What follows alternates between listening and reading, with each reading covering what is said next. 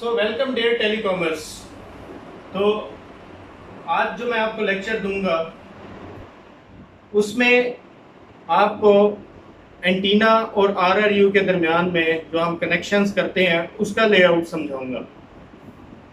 उससे पहले मैं पिछला लेक्चर रिवाइंड करना चाहता हूं। जो पिछले लेक्चर में आपने देखा कि उसमें मैंने बीटीएस के अंदर जो बेस बैंड यूनिट में कार्ड्स हैं उस इंस्ट्रक्शन को किस तरह से हम लेते हैं, उसके बारे में डाटा कैसे कलेक्ट करते हैं वो मैंने आपको बताया। उसमें मैंने आपको एसएफपी के बारे में बताया था कि फाइबर स्विच में जो हमारी एसएफपीज लगी होती हैं उसके बारे में डाटा को किस तरह से कलेक्ट किया जाता है। तो उसी सिलसिले में मैं आपको एसएफपी दिखाना चाहता हूँ।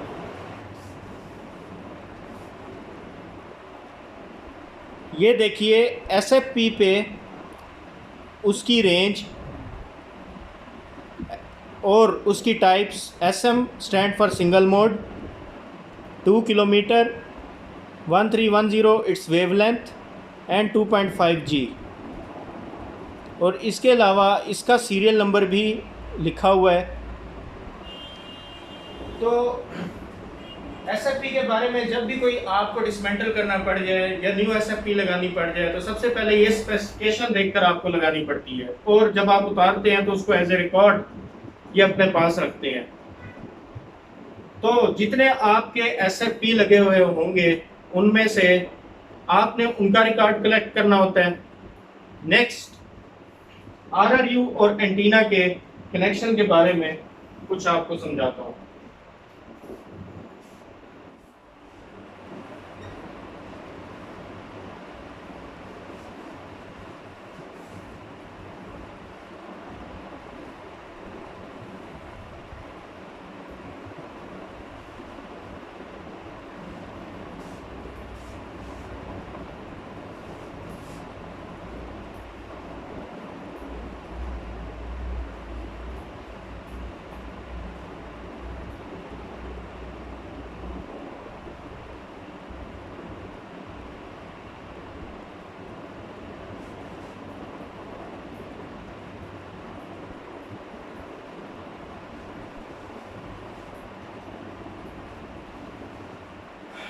ये हमारे पास 6 पोर्ट्स वाला आरआरयू है 2100 फ्रीक्वेंसी बैंड का।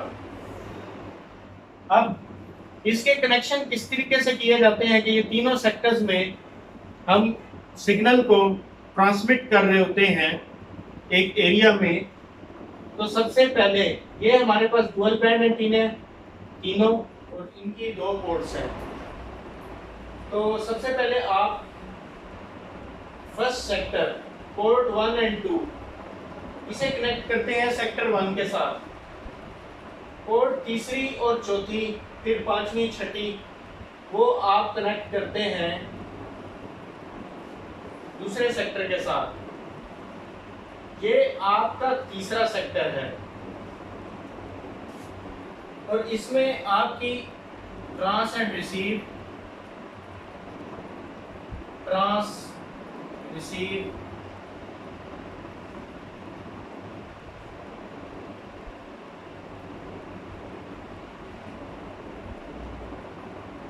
एक पोर्ट ट्रांस, दूसरी पोर्ट ट्रांस एंड रिसीव दोनों को सपोर्ट करेगी। चौथी ट्रांस एंड रिसीव, पांचवी ट्रांस और छठी भी ट्रांस एंड रिसीव पोर्ट। इसमें अब TX RX, TX RX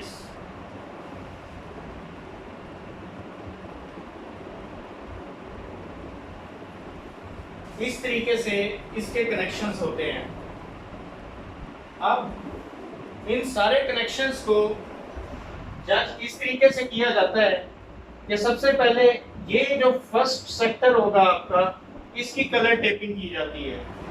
sector 1 की कलर टेपिंग को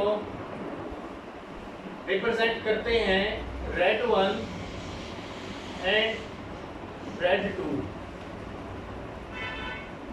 सेक्टर 2 की कलर टेपिंग येलो 1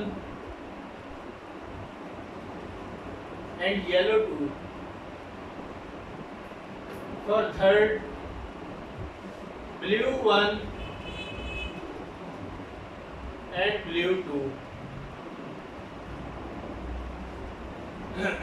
अक्सर ये इंटरव्यू में पूछ लिया जाता है कि कलर टेपिंग क्यों लाजमी है और सेक्टर 1, 2, 3 की कलर टेपिंग आप लोग बताएं।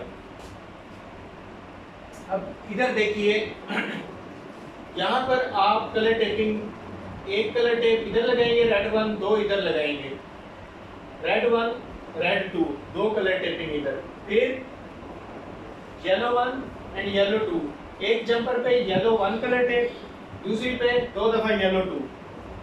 इसी तरह इस पे ब्लू 1 एक दफा और ब्लू 1 एंड ब्लू 2 2 दफा आप लगाएंगे।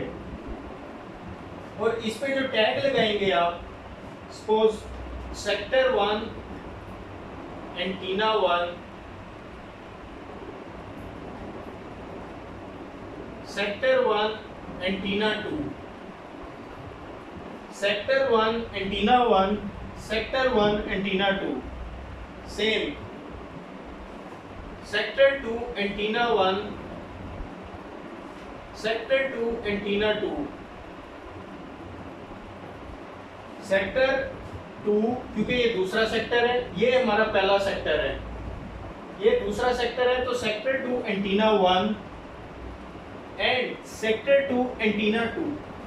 और सेक्टर 3 के लिए जो हमारी 5वीं और 6ठी पोर्ट है, sector 3 antenna 1, sector 3 antenna 2, means के एक पोर्ट सेक्टर 3 एंटीना 1 तो सेकंड सेक्टर 3 एंटीना 2।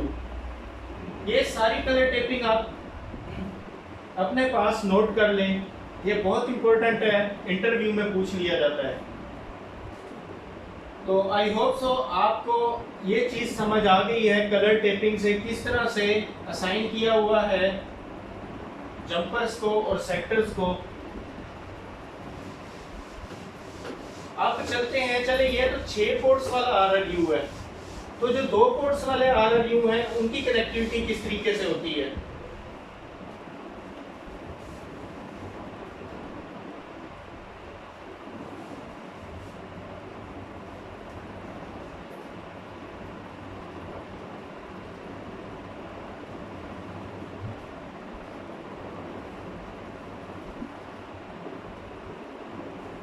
जैसे कि मैंने आपको बताया कि वो 6 पोर्ट्स वाला आरआरयू था जिससे हम एक ही आरआरयू से 3 सेक्टर्स को ऑपरेट कर रहे थे।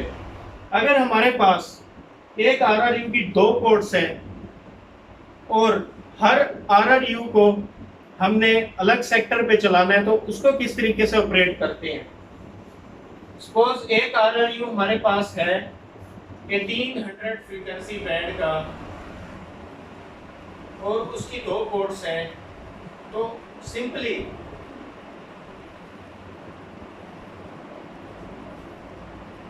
इस तरीके से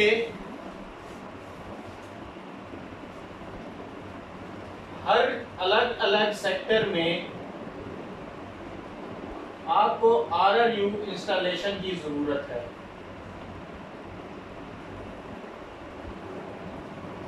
सपोज ये टावर की लेग 1 पे, ये टावर की लेग 2 पे और ये टावर की लेग 3 पर होगा।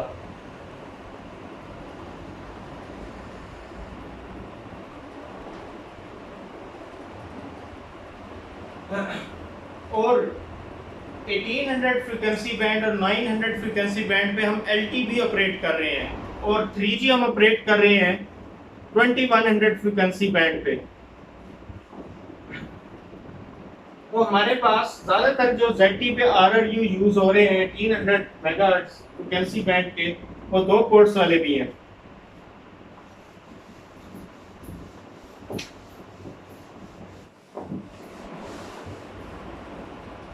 तो नेक्स्ट लेक्चर में टावर का जब एक कंप्लीट लेआउट बन जाता है तो वहाँ पर अपनी टीम को वो लेआउट दिखा के किस तरीके से आप लोग इंस्टॉलेशन की इंस्ट्रक्शंस देते हैं वो मैं आपको सिखाऊंगा। तो उस वक्त तक आप अपने पिछले लेक्चर्स को रिवाइंड कर सकते हैं और जो क्वेश्चन हो वो आप मुझे कमेंट्स में पूछ सकते हैं। शुक्रिया।